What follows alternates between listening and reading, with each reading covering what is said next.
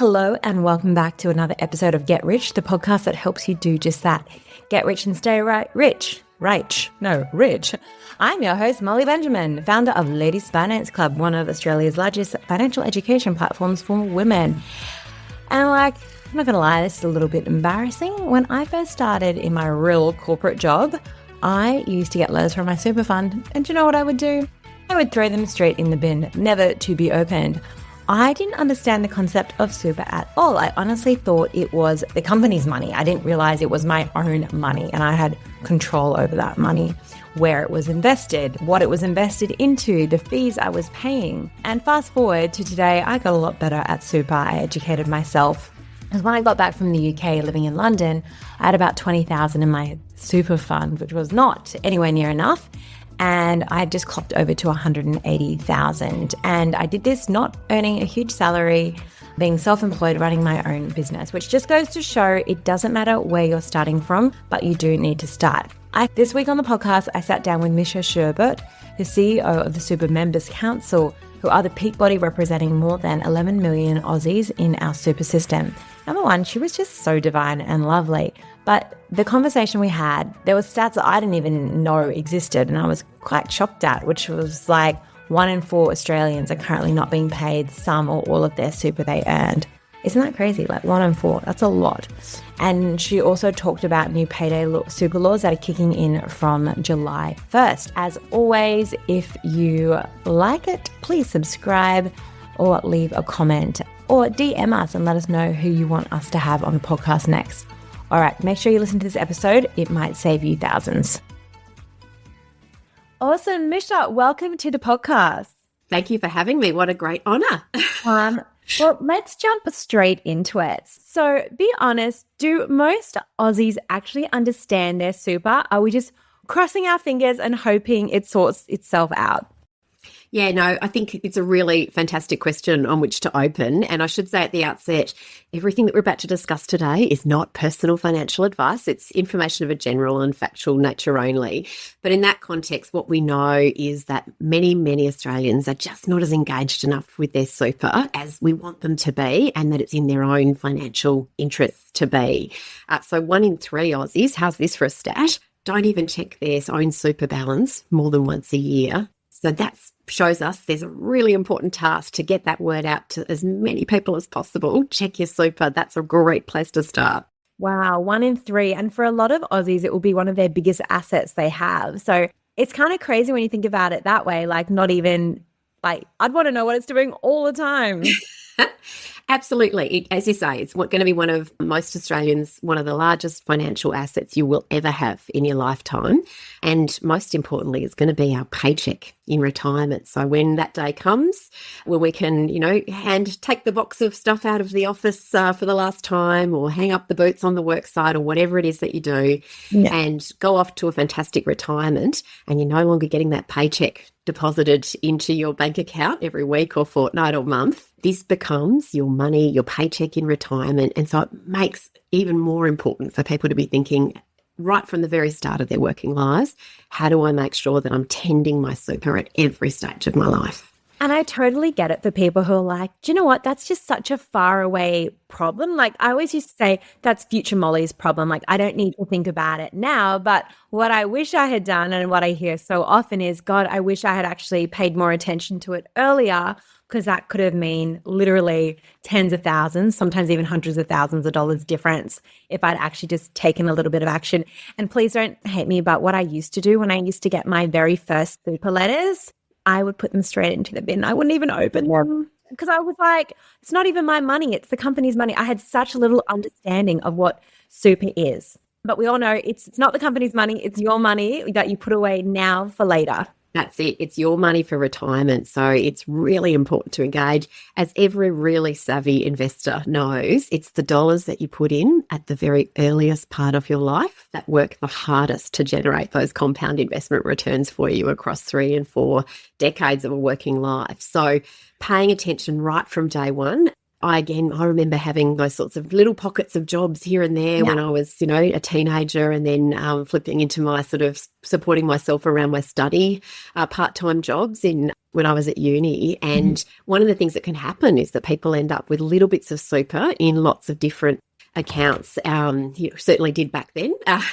And so again, one of the things that for a young person in your life, if you've got a young person and you can go and buttonhole them today, please do, is to go and say to them, have you got super in more than one place? Again, a really simple thing that many people can do is consolidate their super into one place. You're just paying one set of fees then rather than multiple sets of fees. And it can really help to power those compounding investment returns. Absolutely. And some people I've spoken to have said like, oh, well, I worked in retail for a year when I was going through uni. I worked at Macca's for 2 years. So I've only got a couple of thousand in the different super funds. And I say, if you walked on the street and there was $1,000 and it had your name on it, would you pick it up? You absolutely would. So it's worth actually looking and finding the lost super. And it's really easy to do in Australia as well, isn't it? That's it. So you can jump on the Australian Tax Office's site. They've got a lost and unclaimed super part of their information. Again, it's a really simple, quick and easy thing for you to do to check you don't leave money lying on the ground, as you say. The other really important thing that I will often highlight for people is we know across this country there are 1 in 4 working Australians who are currently not being paid some or all of the super they've earned from their employer. So that's a huge issue. Whoa. 3.3 million Aussies missing out on a combined nearly $6 billion a year. And that's going to be costing people huge amounts by retirement. The really great news on that, Molly, is that from the 1st of July 2026 this year, payday super laws are coming, which is going to make a big difference to really tackle that unpaid super challenge. And what is those payday laws? Like, can you explain it to me in like simple terms? Absolutely. So one of the reasons why you've got so many Aussies being shortchanged or missing out entirely on the super they've earned is because at the moment the law says your employer has up to every 3 months to pay the super that's legally owed to you, so once a quarter. And yet most people get paid weekly or fortnightly or even monthly in their general take-home wages. And so a lot of people look at that bit on the payslip where it references your super contribution. SGC is often the shorthand on a payslip, and you think, oh, great, I've clearly been paid my super. And you assume on trust that you have been paid the right amount each time. But sadly, that is not the case for many people. And so because of that quarterly payment cycle at the moment, what it can mean is a lot of people have no idea. They've just not been paid super for months or years. Suddenly the company goes out of business and you've lost years worth of super. So payday super will mean that from the 1st of July this year, really simple change. Employers will be required to pay your super at the same time as they pay your take-home wages each and every time. And that will be great news for all those Aussies who are missing out on some money at the moment. But also it'll be great news even if you are getting paid, because just by having that super land in your account that little bit earlier, it really helps to boost people's compounding returns. That difference alone for someone who is getting their full amount of super could be worth $7,500 more by the time you retire, just because it's hitting your super account earlier and starting to be invested sooner. Wow, that is awesome. And if someone does discover, oh my gosh, I have not been paid my super, what can they do in that situation? Really important that people know they can actually raise this. So you can raise it directly and swiftly with your boss, your employer in the first instance, see if you can get a resolution fast. If that doesn't prove to be the case, you can also then go to the tax office and ask them to look at that issue and see if they can get a resolution. You can also ask your own super fund whether they might be able to help to chase down money that you're legally owed as well. So all of those things are options. But I think the thing that we would always say is also it shouldn't be on all of us to have to, in time poor lives, we all know what it's like, being able to then keep on top of that and chase and chase and chase. Yeah. We actually need 2 things. We need those payday super laws to come not a day later than they've been promised and legislated. That's going to make a big difference to making sure that you can identify early. But also the tax office, we think, needs to do even more to go and do some of those proactive checks to make sure that the money's being paid to you when you've earned it. Ah, nice. I love having my super app on my phone as well. Call me a nerd if you will. How good. But I don't even have to, I just put my fingerprint on. It shows me how much I have. Because when I first moved back from living in the UK. I was just over 30. I had $20,000 in my super fund, and now I've got it up to 180,000 just by making small little shifts, adding a little bit extra, looking at where my money was going and what it was being invested in. So I would love to know, if we put up your super account right now on this podcast, we won't, but if we did, what would I see that most Australians aren't doing? Yeah, look, probably you'd see how frequently I log in as well to check it. And so again, one of the things, having that app on your phone, it's such a great practical tip, isn't it? Yeah. Because it does create that ease of just jumping in and checking. If you're having a bad day at work, you might want to check it a couple of times. Yeah. Just to kind of be able to imagine that possibility of a life where you don't have to necessarily go to work anymore, hopefully at the end of a very long and productive working life, and with many decades to spend that money on in retirement, doing many, many golden things. But you'd see how frequently I check in, and that's certainly, I think, would call me a statistical outlier, because we know that for many Aussies, a big chunk of Australians don't check their super more than once a year. And again, when you're seeing it regularly, you're so much more able to make sure that your super got paid by your employer that week or that fortnight. Yeah. You can start to really see the difference in how the right choice of growth profile for you, whether you're in what type of product is right for your life stage and circumstances. And you can also see the strong benefits of actually being in a high-performing fund that has really strong returns and very low fees. And that's the scorecard, really, for how you might measure what a great super fund does for you. And that's a really important way to think about kind of making sure that your super's working for you at every stage of your life. Yeah, absolutely. And we actually have a series coming out where we deep dive into all those different topics you just discussed as well. So we're hearing a little bit about self-managed super funds, and there seems to be this bit of a push to go, do I need a self-managed super fund? Oh, maybe I need a self-managed super fund. So who's actually benefiting when someone who shouldn't have a self-managed super fund gets pushed into one? Because, it sounds like it's just popping up all the time at the moment. Yeah, it certainly is a message that's being pushed with some frequency, but in some quarters, and really important for people to understand that often in those structures, you'll end up paying thousands of dollars a year in fees to someone, whether that's a sort of financial advisor or whether it's an accountant or someone more broadly who is assisting with the setup of that sort of structure. That's compared to very low fees that you'll be paying in very high-performing parts of the broader mainstream super system. So important for people to understand the facts on that really clearly. I did notice recently the head of the Self-Managed Super Fund Association saying you need at least $200,000 in his view to justify some of those sorts of fees and expenses that start to come through that kind of a structure. So again, really important for people to understand that different cost profile that can often apply. The other thing to be really, really clear on is that when you set up a self-managed super fund, you become the legal trustee for that structure. So you are then the person who is legally on the hook for the management of your super fund, and you carry all of that same responsibility that many of the people in the broader sort of parts of the super system carry every day, diligently making sure that people's super is doing the very best for them in that system. So the buck stops with you, and the risks therefore, stop with you as well. And so many people don't really understand that that's the big risk that they're being asked to shoulder themselves personally in establishing that sort of a structure. Yes, and I know a number of the financial advisors I've worked with, they've actually said it should be more like $1 million or over. That's what they believe to warrant that self-managed super fund. And are we seeing the scams go up at the moment around super? Hugely. And so one of the things that we've been watching and with great alarm in recent years has been an explosion of social media clickbait. Many of the listeners today will have seen those ads that pop up in your socials feeds that say things like, oh, let's do a free super health check, or are you in somewhere that's underperforming and let us help you? And so the way that sort of really alarming scams pattern has worked. And again, there's a really tragic set of tales that have unfolded for 12,000 Australians who lost their entire super through these sorts of scams in the Shield and First Guardian collapses. It's huge. $1 billion lost between them because many of those switches occurred where someone was served up some clickbait. They clicked on that link, then they someone rang them and essentially, called them to say hi.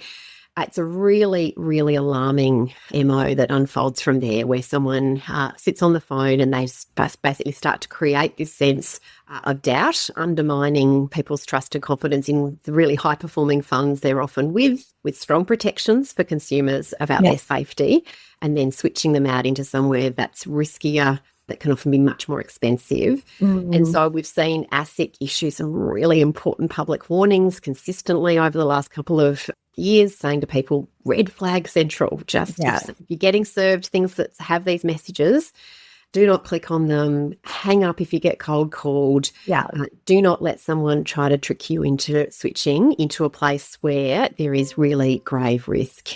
And so very, very important for listeners to be wary. Many of your listeners will, of course, be very live to these risks and issues. But again, we'll say to people, if you've got other vulnerable people in your life who may not be so live to these risks, have a word to them. Tell them to watch out for it and to be really wary. Especially parents, grandparents.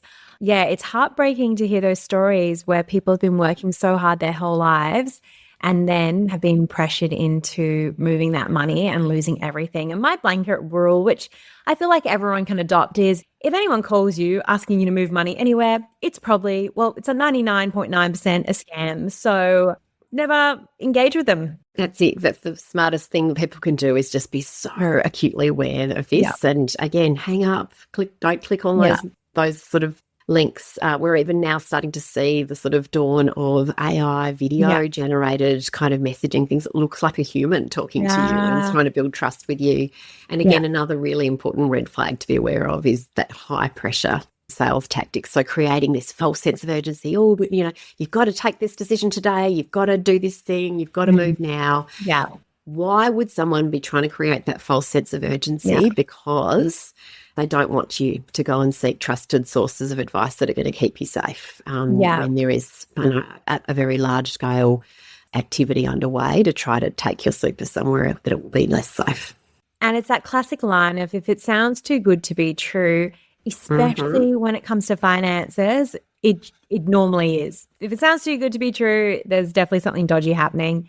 That is a big red flag. And what are the returns people are promising with these scammy funds? So often these messages are wildly inflated, like let's double your return on super, those sorts of claims that, again, most Australians are in really high-performing parts of the mainstream super system where you're getting those strong returns and paying low fees that have got really strong consumer safeguards around them that keep people safe and keep their super growing for them. And again, so those sort of wild claims of someone saying, double or triple your amount are, again, a really, really, alarm bells should be ringing when someone says something like that to you. Because, again, if something sounds like it might be true, too good to be true, probably because it is. And occasionally, and it's not LFC members, but occasionally I'll be talking to general public and they will not trust the super system. They're like, what if it crashes and we lose all our money? What is a good rebuttal to that I can say to them when I get that argument?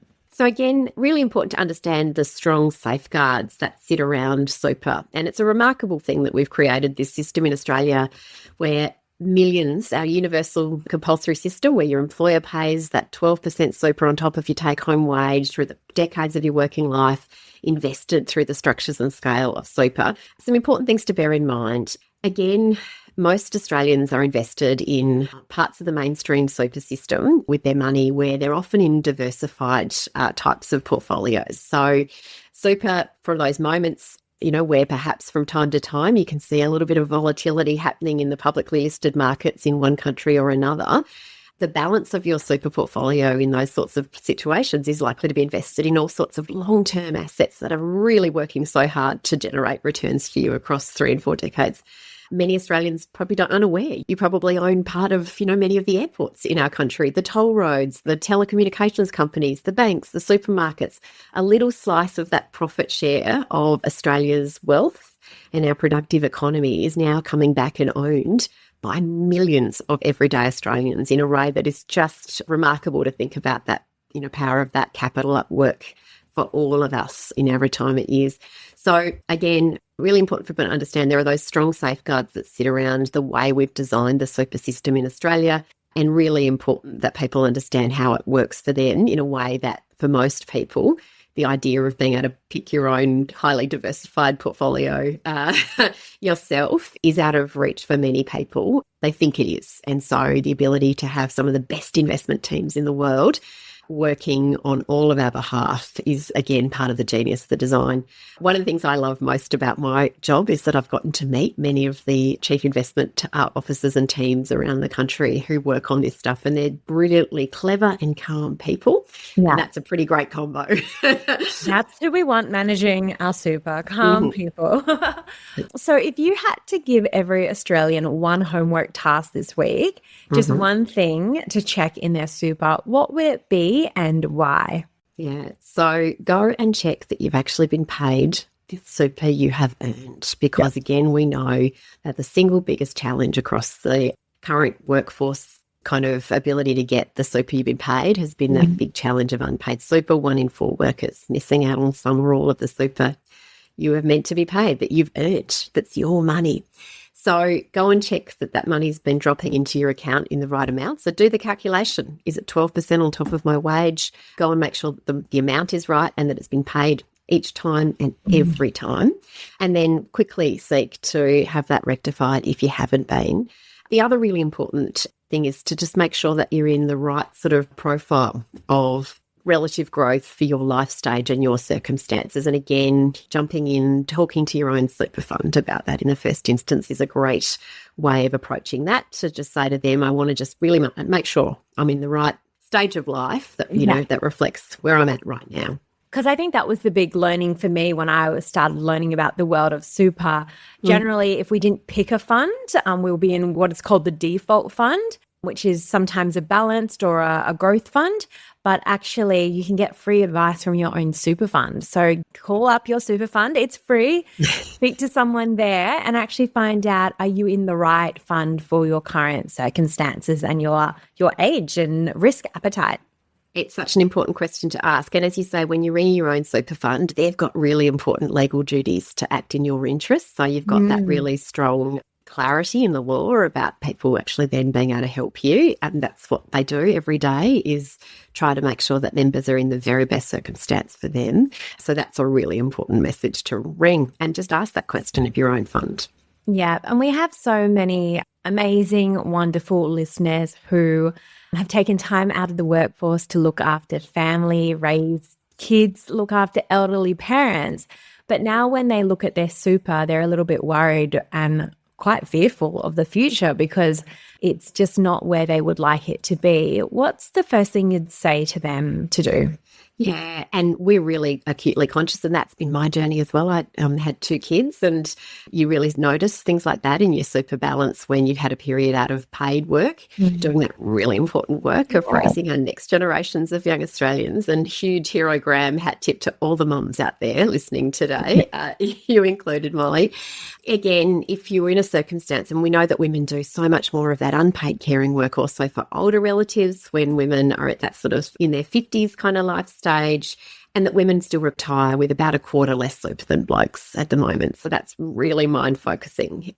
There are some things that we can do to really tackle that inequity in the system. One of the things that we try to do as the Super Members Council, is in that role as a voice for members across the system, is to advocate really strongly for where there are pockets of structures that still mean that women are falling behind, that we try to fix them. So big win from last year, the government's decision to pay super on paid parental leave. That's going to be a game changer for watching what happens to, in the decade of women's 30s, which is often when many Australian women these days are having children. You could see that gender gap really starting to open up, and having super paid on parental leave will make the biggest of differences in that decade. We also need to tackle a current inequity, which is if you're under 18 at the moment and you work 30 hours a week or more for the one employer, you get guaranteed a legal right to super. But if you work 29 hours or less, you don't get that same legal guarantee of super. When you look at the under 18 workforce, a lot of young blokes working full-time in trades and apprenticeships who do get paid super, a lot of young women working in hospitality and retail and catering and other jobs like that, who are currently missing out. And so we're recreating that gender super gap all over again for our daughters and our granddaughters in real time today. So we're on it. We're trying to get that law fixed so that we actually have that equality there. But if you're a woman in that circumstance, there are some other really important things that are worth thinking about. So again, talking to your own fund about, could I make catch-up contributions if at a slightly later stage I've got a little bit of money that I could actually put into super in a way that would make a significant difference by the time you retire. Yep, absolutely. So I think there is such hope if you are in that situation. And by hope, I mean there are lots of different levers you can actually use to help catch up and top up your super as well. But it's about not keeping your head in the sand and actually going, I need to sort this out and I need to start today. So please, just make that first call with your super fund. It's a great starting point and start that journey. All right. Now, if you could tattoo one sentence about super onto every Australian's forearm, what is something that I have to see every day? What would it say? It'd probably be check it. I know that's not very comms, but again, we know from the research that we do and the conversations we have with Australians, the length and breadth of the country, it's the single biggest kind of gateway then to make sure that you're doing all the next sets of things that can really help to strengthen your own financial future. So check that super. Get the app on your phone. Make sure that you're really looking and actively engaging it with it. You know, the thing that we really want people to take away is, look after your super and it will look after you. And so that idea of tending your super in little ways all through your working life, paying attention to it, nurturing it is the best thing you can do to then really make sure that it can do that beautiful golden task that it's got, which is to be our paycheck for all of us in retirement. Yeah, absolutely. And for those listening who just feel like it's very complicated, I used to think that too. It's very simple, actually, at the end of the day. It's money you're putting away for later, and you want to make sure where it's going now is working as hard as it can for you. Well, thank you so much, Misha, for all the work you're doing for Aussies and Aussie women. And it's right been back awesome. at you, Molly. And it's been great having you on the podcast. If people want to learn more about the work the Members Council's doing, where can they go? They can go to they can Google the Super Members Council and see all of our really high quality information and resources about how super works in our country. We do have a really important set of education resources called Look After Your Super as well that helps people to do some of those really simple actions that make the biggest of differences for retirement. So I really encourage you to jump on that website, use those tools and resources, be actively engaged with your super, because no one ever gets to retirement and thinks, gee, I wish I had less super. They always think, thank goodness past me. So thank yourself later. Thank yourself today by doing all of those things that can make a big difference. Just simple, quick, easy things can make the world difference. I love that. Look after your money now and money will look after you later. Thanks so much. Thank you.